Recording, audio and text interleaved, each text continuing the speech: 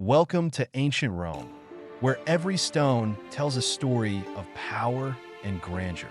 Imagine strolling through the Forum, the heart of political life, surrounded by towering temples and bustling markets. Picture the Colosseum, a colossal arena where gladiators fought for glory and crowds roared with excitement. And let's not forget the toga parties, fashion statements of the elite, where philosophy flowed as freely as the wine. So sit back and relax as we explore the history of Rome in all its Lego glory. Legend has it, Rome was founded by two twin brothers, Romulus and Remus.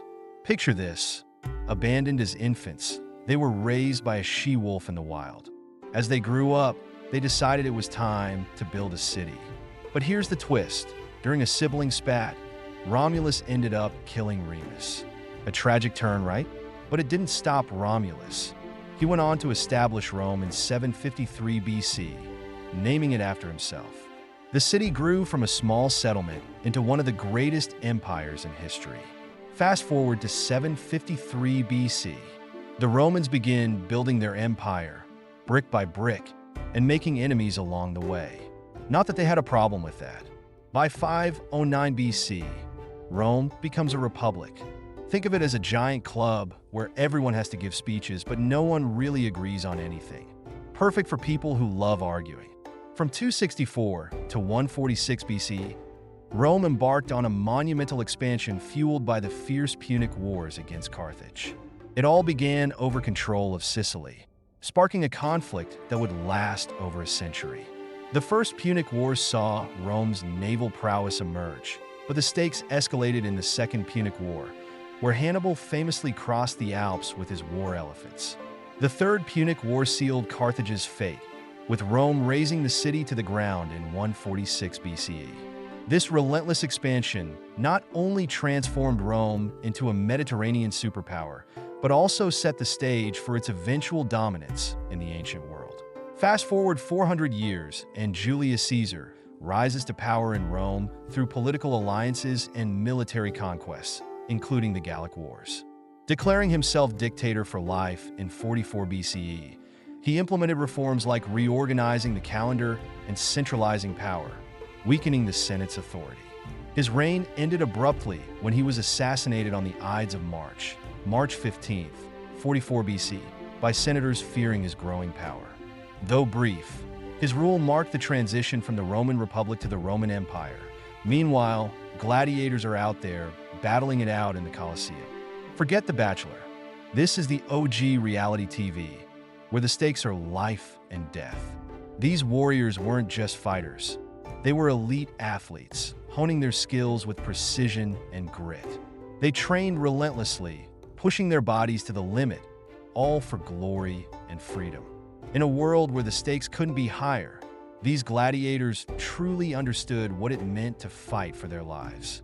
Let's remember Caligula's reign from 37 AD to 41 AD, the emperor who made everyone question their life choices. He started off okay, but then decided he wanted to be a god, a horse race champion, and maybe even an actor. All at once. Caligula's horse, Incitatus, was so well treated that he made him a senator.